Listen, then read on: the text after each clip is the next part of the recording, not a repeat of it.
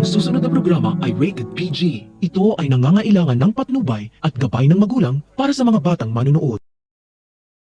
Ngayong isang ganap na Mrs. Torrecampo na si Marge, ang tanging hiling ni Greg ay magkaroon na sila kaagad ng anak ni Paulo at dapat lalaki ang magiging anak nila. Ang problema, hindi pa handa si Marge na magkaroon ng anak dahil gusto pa niyang mag-focus muna siya sa trabaho at hindi ikinatuwa ni Greg ang kanyang sagot. Minamadali ni Greg na magkaroon ng lalaking apo dahil plano na niyang magretiro at ipapasa niya kay Paulo ang kumpanya at sa apo niyang magdadala ng apelyido niya. Ngunit nirerespeto ni Paulo ang desisyon ni Marge na ipagpaliban muna nila na magkaroon ng anak at walang magawa si Greg kundi ang maghintay kung kailan ito.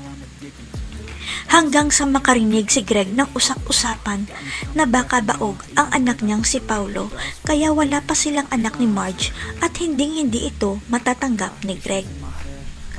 Nasaktan rin si Paulo sa lumalabas na chismis na baog siya kaya tutulungan siya ng daddy niya para masolusyonan ang problema at hindi ito magugustuhan ni Paulo.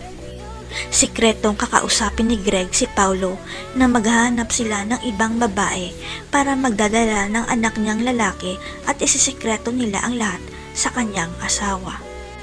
Dahil para kay Greg, hindi naman masasaktan si Marge kung hindi niya nalalaman na may anak siya sa iba at hindi siya dapat matakot dahil isa siyang Torrecampo. Dito na aaminin ni Greg kay Paulo ang pinakatago-tagong sikreto ni Regina na baog pala ang mama niya at kasal na sila nang malaman ni Greg ang kondisyon nito.